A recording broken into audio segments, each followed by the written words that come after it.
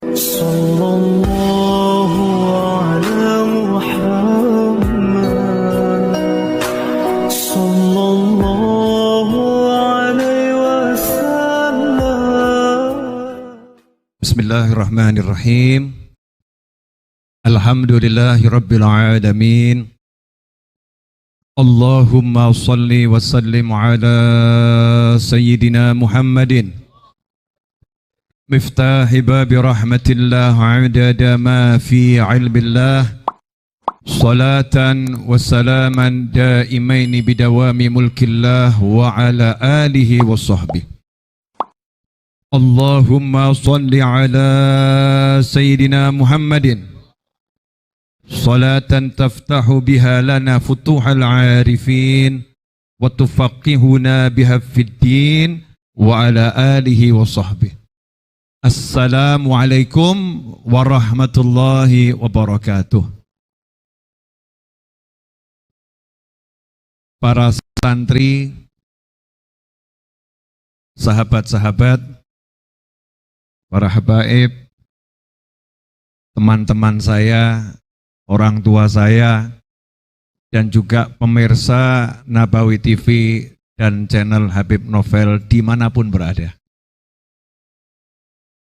Alhamdulillah, malam hari ini di tengah penerapan PPKM dan juga protokol kesehatan, alhamdulillah negara kita semakin kondusif, semakin sehat, mudah-mudahan semakin bagus sampai nanti di seluruh negeri level 0. Amin. Dan kita bisa hidup lebih normal, hidup lebih baik, dan hidup lebih bagus. Karena itu kita niatkan di setiap majelis maulid, karena majelis itu bukan jumlah, bukan jutaan orang, tapi majelis itu yang paling penting dilihat Allah dan Rasulnya Muhammad SAW. Kalau jumlahnya miliaran tapi Allah enggak mau lihat, dalam arti Allah enggak ridho, Allah enggak senang, maka itu akan jadi bencana. Tapi kalau jumlahnya hanya satu orang, tapi dilihat oleh Allah dengan cinta, dengan rahmat, pasti juga akan dilihat oleh baginda Muhammad SAW, pasti juga akan dilihat oleh anbiya wal mursalin, pasti juga akan dilihat oleh para wali Allah, pasti juga akan dilihat oleh orang-orang yang dicintai Allah, pasti juga akan dikerumuni oleh malaikat-malaikatnya Allah. Jadi jangan pernah melihat jumlah, apalagi malam hari ini, jumlah yang ikut maulid unlimited, karena dunia maya enggak ada batasannya. Walaupun di dunia nyata hanya beberapa yang ada di sini santri tetap, dan saya santri yang wiri. Kadang saya ke sini itu nyantrinya setahun sekali. Alhamdulillah istiqomah, mudah-mudahan bisa istiqomah terus. Amin. Allahumma amin. Pemirsa, dimanapun Anda berada, yang belum subscribe jangan lupa segera subscribe. Karena ini berkat Nabawi TV dan juga channel Majlis Ar-Raudhah, channel Habib Novel Al-Idrus, antum semua bisa mengikuti maulid, bisa ikut juga bersolawat kepada baginda Muhammad Sallallahu Alaihi Wasallam. Insya Allah itu nanti tangannya yang subscribe channel dakwah yang baik akan jadi saksi untuk membuka pintu surga. Amin. Allahumma amin. Nah sekarang saya mau ceramah apa? Gak tahu. Ya, gak tahu mau ceramah apa. Gak tahu mau ngomong apa, karena amanatnya kakek beliau, kakeknya Habib Muhammad ini kan guru saya. Habib Muhammad Anis bin Alwi Al-Habsyi, atau biasa dikenal Habib Anis Al-Habsyi, almarhum. Itu pernah amanat sama saya, kalau ceramah jangan pakai nyiapkan bahan. Ngomong saja kalau ada ngomong, kalau enggak ada ya enggak usah ngomong. Jadi enak sekali ya. Tidak repot, tidak susah. Ya enggak usah ngomong itu kan man kana yu'minu billahi wal yaumil akhir falyaqul khairan au liyasmut. Orang hidup itu enak. Sabda Nabi Muhammad SAW, siapa yang iman kepada Allah dan hari akhir. Jadi kalau percaya Allah itu melihat kamu, kalau percaya Allah itu mencatat semua kebaikanmu, kalau percaya Allah juga mencatat keburukan-keburukanmu lewat malaikat yang di kanan dan yang di kiri. Yang kanan catat kebaikan, yang kiri catat keburukan. Kalau percaya Allah itu akan balas kebaikan dengan jannah. Kalau percaya Allah akan balas keburukan nanti yang paling besar dengan siksa neraka. Na'udzubillah min dzalik. Allahumma ajirna minan nar. Kalau kamu percaya bahwasanya kamu itu diawasi oleh Allah Ta'ala, man kana yu'minu billahi wal yaumil akhir. Kalau kamu percaya nanti ada surga, kalau kamu percaya nanti ada neraka, hati-hati, fal yakul khairon. Maka kalau ngomong yang baik-baik saja, ngomong yang baik-baik saja. Kalau enggak bisa ngomong yang baik, diam saja. Enak hidup ini. Ngomong baik atau diam. Ngomong baik atau diam. Jadi dalam kamus muslim enggak ada ngomong buruk. Dalam kamus muslim enggak ada yang namanya mencela orang, enggak ada. Dalam kamus muslim enggak ada yang namanya menggunjing, enggak ada. Dalam kamus muslim enggak ada yang namanya merendahkan orang, enggak ada. Dalam kamus muslim enggak ada yang kata-kata kalimat enggak senonoh, enggak ada. Kenapa? Karena setiap akan bicara, muslim itu lihat dirinya dilihat Allah Ta'ala. Kalau mau bicara, muslim itu sadar di kanannya ada malaikat, di kirinya ada malaikat. Baru sadar diri ada CCTV, enggak berani macam-macam. Ada malaikat yang di kanan di kiri berani macam-macam. Berarti nekatnya luar biasa. CCTV bisa lost sinyal. CCTV bisa gangguan sinyal. CCTV bisa sistem error. CCTV rekamannya bisa hilang. Tapi kalau malaikat di kanan dan di kiri gak mungkin lost sinyal. Kan gak akan pisah dengan kita 24 jam dimanapun kita berada. Malaikatnya standby, siap mencatat dan siap menghapus atas perintah Allah Subhanahu wa Ta'ala. Makanya cuma disuruh ngomong yang baik. Kalau nggak bisa, diam saja. Nah malam hari ini, alhamdulillah, saya diizinkan Allah Ta'ala untuk bicara yang baik. Karena di majelis ilmu. Jadi saya mau ngajak yang baik-baik saja. Yang pertama adalah menjadi seorang muslim itu prinsipnya ngasih manfaat. Itu yang diajarkan Nabi Muhammad SAW. Ya, khairun nas anfa'uhum linnas. Sebaik-baik manusia adalah yang manusia itu manfaatnya terbaik untuk orang lain. Anfa'uhum linnas. Yang paling baik adalah yang paling bermanfaat untuk orang lain. Kama qala sallallahu.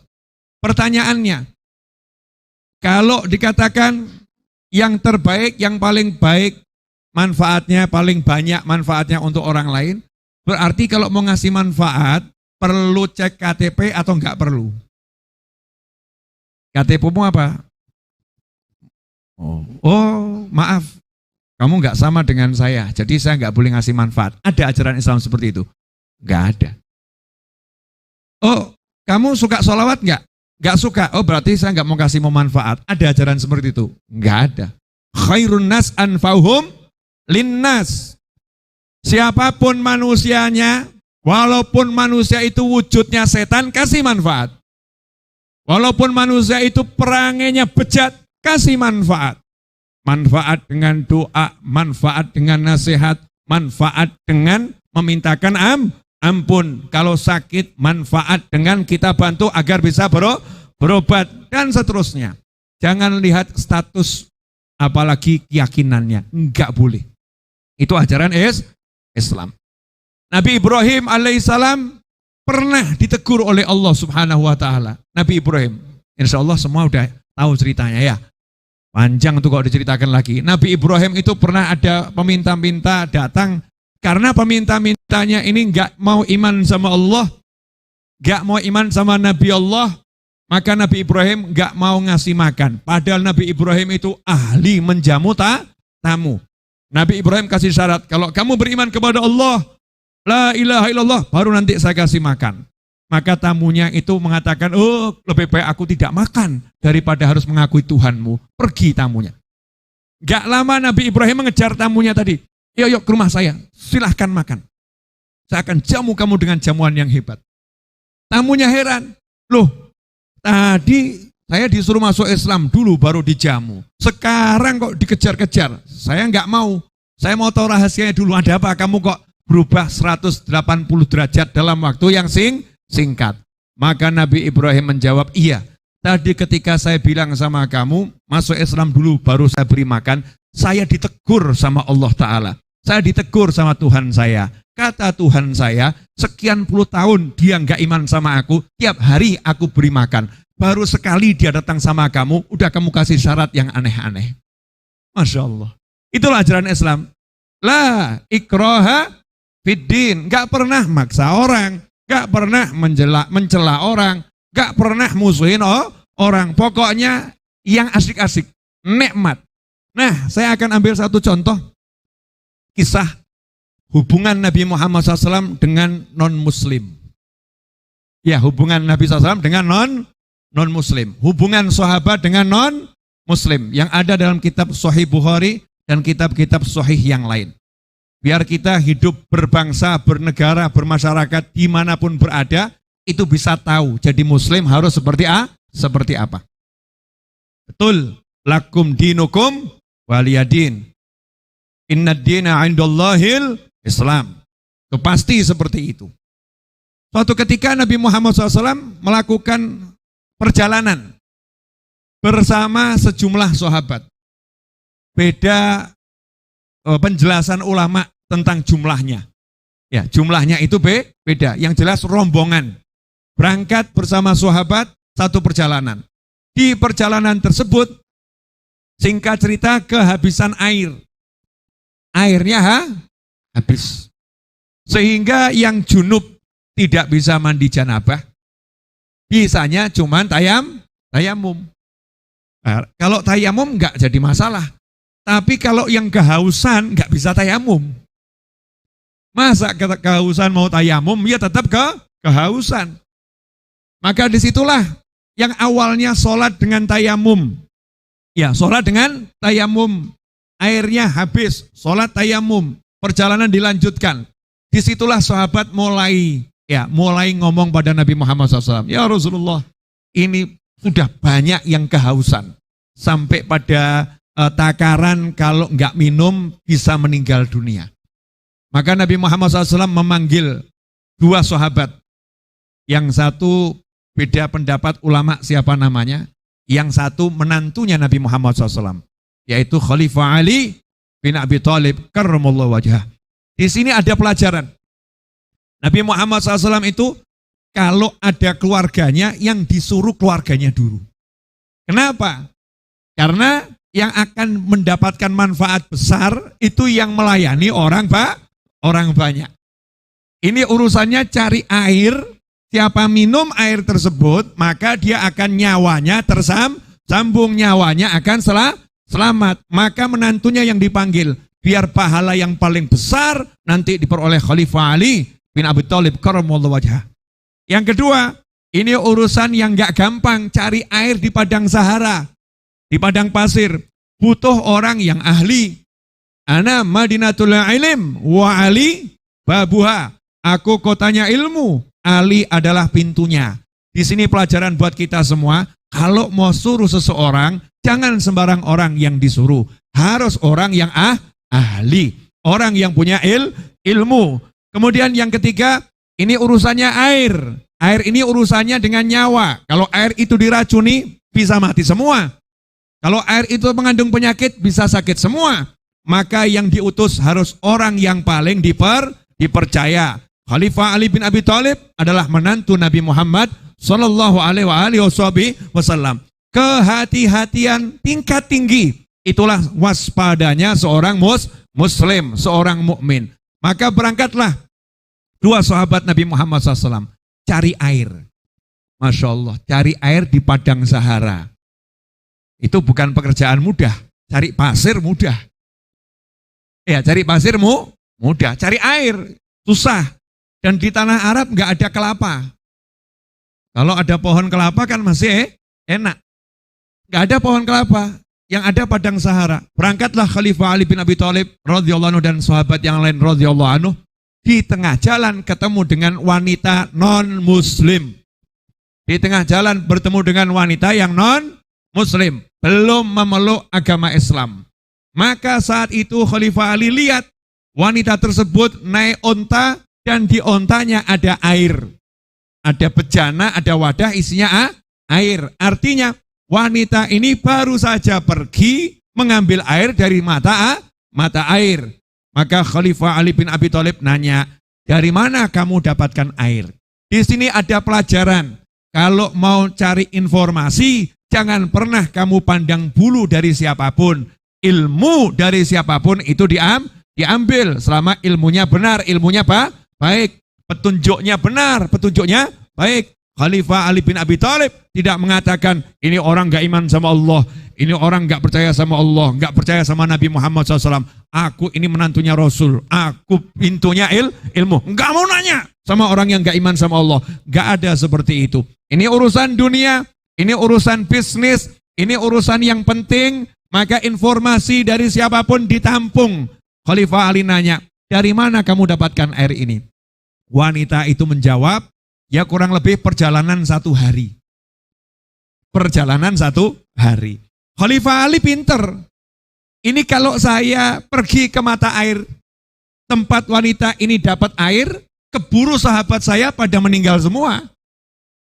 Nabi SAW kehausan ini. Secara zahir begitu. Walaupun Nabi ada ngasih minum, ada ngasih makan dari sisi Allah Ta'ala. Tapi sebagai bashar manusia, zahirnya manusia, kalau sampai nggak minum berapa jam lagi bahaya ini. Nyawanya bisa terancam, kesehatannya terancam. Para sahabat dan Nabi Muhammad SAW. Maka beliau berpikir, Nabi SAW sudah beberapa kali menunjukkan mukjizat. Pernah Rasul menunjukkan di dekat pasar Madinah. Ya, Rasulullah waktu mau wudhu nggak ada air, Rasul minta ember sedikit, ada air, Rasul masukkan tangan beliau yang kanan ke dalam air, SAW dari sela jari jemari beliau mengucur air yang deras, cukup untuk 300 orang wudhu dan minum. Maka ingat itu, Khalifah Ali ingat, pernah yang seperti itu. Maka kalau udah kondisinya seperti ini, saatnya meminta pada Allah Ta'ala agar Nabi mau menunjukkan mukjizatnya, sallallahu alaihi wasallam. Nah inilah hebatnya Nabi Muhammad SAW. Punya mukjizat, kekasih Allah, tapi tidak pamer mukjizat. Enggak. Yang ditunjukkan apa? Penghambaan pada Allah. Nunjukkan sama Allah, ya Allah saya akan cari, ya Allah saya akan usaha, ya Allah saya akan berjuang cari air. Nabi tidak mengatakan, langit kirim hujan, lantas hujan. Enggak. Rasul enggak mengatakan, bumi keluar air, lantas keluar air. Enggak. Walaupun itu bisa dan akan diiyakan oleh Allah Subhanahu wa Ta'ala. Tapi Nabi mengajarkan kepada umatnya agar menjadi umat yang menghamba kepada Allah Subhanahu wa Ta'ala. Umat yang betul merendah di hadapan Allah Subhanahu wa Ta'ala. Umat yang giat, bukan umat yang pemalas. Maka Rasul perintahkan sahabat cari air. Nah, Sayyidina Ali ketemu perempuan yang non muslim tadi, lantas ngomong, Bu, mohon maaf, boleh enggak airnya sama ibu saya ajak ketemu dengan pimpinan saya yang namanya Muhammad SAW. Ibu tadi nanya, itu yang ngaku-ngaku jadi nabi di Mekah itu ya, di Madinah itu ya, yang ngaku-ngaku jadi nabi itu ya, yang bawa agama baru itu ya, katanya yang non muslim tadi seperti itu, sobek yang bawa agama baru itu ya. Maka Sayyidina Ali mengatakan, dia Rasulullah beneran ya. Dia benar-benar utusannya Allah. Wanita tersebut melihat Khalifah Ali bin Abi Thalib dan sahabat yang lain, gak kenal, langsung tertarik. Kenapa? Karena tutur katanya halus, wajahnya ganteng. Ya minimal saya ini ya 1/100.000-nya ya ada miripnya saya cucunya kok. Ya, wajahnya kan ganteng, kemudian murah senyum, ngomongnya asyik. Sehingga non-muslim yang gak kenal dan udah capek jalan satu hari, mau ikut. Oke, I will follow you. Saya ikut kamu. Kalau tumut dumateng jenengan gitu kan ya. Saya akan ikuti kamu. Maka berangkatlah Khalifah Ali bin Abi Thalib, sahabat dan wanita non-muslim tersebut menemui Nabi Muhammad SAW. Kemudian Sayyidina Ali laporan, ya Rasulullah, kalau ke sumber air itu 1 hari. Nah tapi ini ketemu wanita yang punya air. Nah Rasul juga paham maksudnya Khalifah Ali bin Abi Thalib. Paham maksudnya ini harus ngeluarin mukjizat begitu ya. Udah al-kepepetu. Ya, kepepet bener. Gak bisa kalau mau pakai jalur zahir syariat nggak bisa. Harus pakai jalur langit. Sayyidina Ali kalau bahasa kita gedor gitu ya, meminta dengan sungguh-sungguh agar Nabi menunjukkan mukjizatnya. Maka saat itulah Nabi Muhammad SAW minta izin pada wanita tadi, boleh pinjam airnya enggak? Diizinkan, wanita itu ya penasaran, air kok dipinjem nih maksudnya apa? Diturunkan dari onta, bejana tadi ditaruh. Nabi SAW kemudian dengan baca Bismillahirrahmanirrahim masukkan telapak tangan kanan beliau ke dalam bejana air tadi. Perempuan tadi heran, lihat dengan mata kepala sendiri. Sahabat juga lihat dengan mata kepala sendiri. Dari sela jari jemari, artinya betul-betul dari jari jemari Nabi Muhammad SAW, keluar air. Dan keluarnya itu terukur, gak sampai luber. Subhanallah, Allahumma shalli alaihi. Kalau kita buka keran kekerasan sedikit kan luber-luber ya. Sementara Rasulullah mengajarkan gak boleh israf dalam air. Air ini sumber kehidupan. Sehingga airnya itu keluar, tapi tidak pernah luber, tidak pernah lebih dari ember atau bejana. Kemudian Nabi berkata kepada para sahabat, silahkan kalian ambil untuk minum, untuk wudhu, untuk masak dan lain sebagainya. Sahabat pun ngambil terus, airnya nggak habis-habis. Airnya nggak habis. Nah setelah semuanya udah tuntas, nah yang terakhir dapat itu yang tadi dalam perjalanan junub tadi. Belum sempat mandi janabah, sudah tayamum, tapi ya. Nah karena udah ada air, maka disuruh mandi junub, mandi besar. Nih, ambil airnya untuk mandi junub. Sampai sahabat bisa mandi itu. Berarti airnya banyak atau sedikit? Banyak, nggak habis-habis. Nah setelah itu apa yang dilakukan Nabi Muhammad SAW? Terima kasih. Man lam yashkurin nas lam yashkurillah. Siapa enggak terima kasih pada manusia yang berbuat baik kepadanya, dia tidak dicatat sebagai orang yang syukur sama Allah Ta'ala. Jadi kalau mau dianggap orang yang syukur, sehebat apapun kamu ibadah, kamu nggak akan dianggap syukur kalau nggak bisa berterima kasih sama orang yang baik sama kamu. Jadi kalau ada orang yang baik sama kamu, ya harus terima kasih. Nah terima kasih itu bukan cuma ngucap terima kasih, terima kasih, terima kasih. Kalau kamu punya duit, terima kasihnya ya kasih duit. Kalau kamu punya tenaga, terima kasihnya bantu dengan tenaga. Kalau kamu punya jabatan, terima kasihnya bantu dengan kekuasaan yang bawa maslahat untuk orang tersebut. Maka Nabi SAW berkata kepada para sahabat, siapa yang punya sesuatu taruh di kain ini. Ya, kita mau kasih hadiah perempuan ini, non-muslim. Non-muslim. Baik. Maka Rasul perintahkan sahabat kasih. Maka sahabat ada yang ngasih potongan roti, makanan pokoknya itu roti. Ada yang ngasih kurma, ada yang ngasih ini. Kemudian setelah kumpul semuanya sama Nabi diikat SAW, diserahkan kepada perempuan tadi. Sembari Rasul berkata, lihatlah airmu, kami enggak ngurangin sedikit pun. Sebetulnya yang ngasih air itu bukan kamu, Allah yang ngasih kami air. Air kamu enggak kurang. Ya, air kamu enggak kurang. Saqanallah, Allah yang memberi kami minum, bukan kamu. Perempuan tadi masih domblong heran ya. Oh ya gitu bahasa kita ya. Iya, yang penting untung nih, Masya Allah ini ya, dapat banyak ini, menang banyak. Pulang ke rumahnya, sampai rumahnya ditegur sama keluarganya. Kenapa kok terlambat? Ada apa? Karena perempuan ini. Ya keluarganya ya khawatir. Maka di situ langsung cerita. Tadi saya ketemu seorang yang begini. Satu desa dapat ceritanya itu. Masya Allah. Nah itu loh jadi muslim. Nah sekarang kita jadi muslim. Kalau ketemu orang itu pulang sampai rumahnya cerita tentang kita bukan yang baik. Tadi saya ketemu orang sarungan tapi nyebelin. Wajahnya nggak ada senyum. Nah ini kan naudzubillah min dzalik, kalau kita santri akhirnya orang ketemu kita pulang itu bukan cerita yang baik tapi cerita yang buruk, naudzubillah min dzalik. Tapi alangkah indahnya ketika di perempatan kita pakai sarung, santri kan sarungan ya. Pakai sarung kemudian ada orang lihat kita, senyum. Orang itu pulang ngomong, wah tadi Masya Allah, saya lihat ada santri jalan, orangnya ganteng-ganteng, senyum, bersih-bersih. Santri mana itu ya? Cerita dia ke rumahnya. Kalau kita menampilkan kebaikan. Ikhwani rahimakumullah. Kemudian pelajaran yang lain dari kisah tersebut adalah bagaimana Nabi Muhammad SAW kalau mau menunjukkan mukjizat itu memakai sesuatu dulu. Mukjizatnya air, ya cari air dulu. Gak serta-merta ditunjukkan. Inilah tawadhu'nya Nabi Muhammad sallallahu alaihi wasallam. Sebagai penutup, pemirsa dimanapun Anda berada, insya Allah kisah tadi cukup menginspirasi saya. Mudah-mudahan juga bisa menginspirasi antum semua.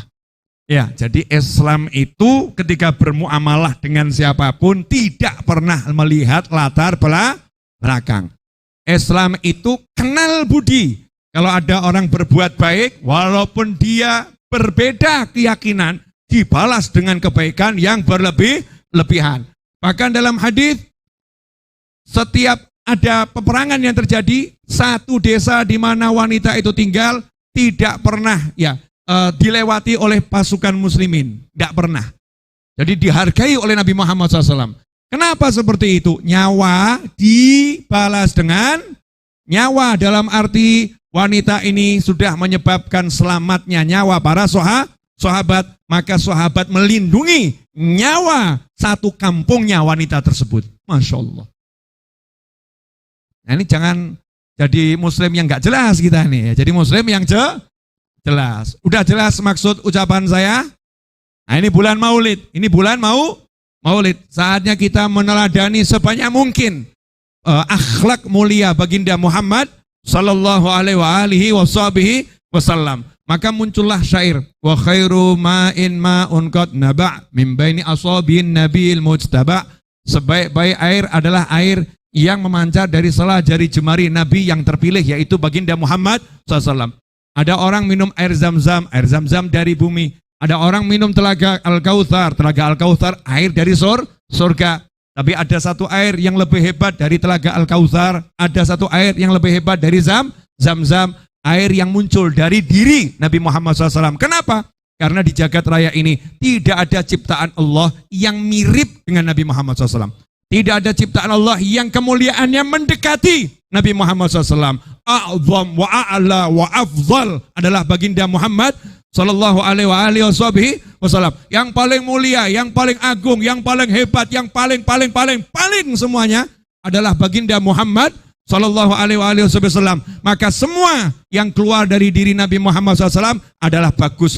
Dahaknya Rasul jangan samakan dengan dahak siapapun, karena dahak ketika keluar dari diri Nabi Muhammad SAW jadi rebutannya para sahabat. Keringatnya Rasul jangan samakan dengan keringatnya siapapun, karena keringatnya Rasul diambil oleh sahabat untuk parfum terbaik mereka. Darahnya Rasul jangan disamakan dengan darah siapapun, karena ketika darah Rasul diminum sahabat, Rasul berkata SAW, darahku bercampur dengan darah seseorang, maka orang itu tidak akan disentuh oleh api neraka. Tempat yang diinjak Rasul jangan disamakan dengan tempat yang diinjak oleh siapapun, karena begitu tempat itu diinjak oleh Nabi Muhammad SAW, maka tempat itu menjadi taman-taman surga. Tempat itu berubah, ikhwani rahimakumullah. Mudah-mudahan kita bisa menjadi pengikut setia Nabi Muhammad SAW. Dan jangan lupa, ya paling sedikit, yuk di bulan Maulid ini ajarkan 3 hal yang menjadi wasiat Nabi Muhammad SAW. Allimu atau addibu auladakum thalatha khisal. Ini perintah Nabi. Ya perintah Nabi. Didiklah atau ajarkanlah keluarga kalian 3 hal. Yang pertama, cinta Nabi Muhammad SAW. Jadi ajarkan cinta Nabi Muhammad SAW. Banyak anak kita tuh nggak tahu Nabi Muhammad tuh siapa toh gitu. Masya Allah. Nggak ngerti. Siapa sih Nabi Muhammad SAW? Nggak tahu. Rasulullah itu siapa? Nggak tahu. Berarti kita nggak ngajarin. Tapi anak kita tahu tuh, sama artis-artis TikTok paham. Ya. Yang salah bukan anak kita. Ya kitanya yang salah. Kenapa kita kok nggak memahamkan beliau SAW, tapi kita membiarkan anak kita lebih paham yang lain. Yang kedua, perintah Nabi. Jadikan keluarga kalian cinta kepada keluarga Nabi Muhammad SAW. Jadi mencintai keluarga Nabi itu wajib diajarkan karena itu perintah Nabi Muhammad Shallallahu Alaihi Wasallam. Yang ketiga, ajarkan keluarga kalian untuk qiraatul Quran, membaca Al-Quran. Kalau tiga hal ini kita amalkan di rumah kita masing-masing, ajarin cinta Nabi, ajarin cinta keluarga Nabi, ajarin baca Al-Quran, insya Allah rumah tangganya jadi rumah tangga yang sakinah, mawaddah, warahmah, dan hidupnya bahagia dunia sampai jannah. Amin Allahumma amin. Hakadza walafu minkum, kopi jahe sudah menanti.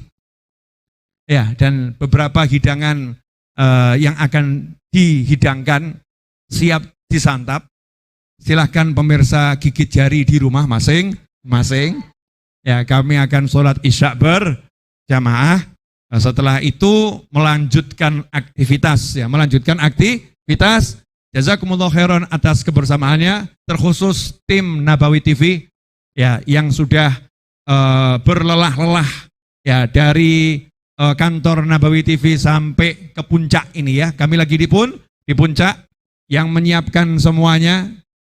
Semuanya saya ucapkan jazakumullah khairan fid dunya wal ukhra. Mudah-mudahan keluarga antum semua dibalas kebaikan yang besar oleh Allah Subhanahu wa taala. Dan saya minta maaf atas semua kekurangan saya dan atas semua hal yang kurang enak didengar dari saya.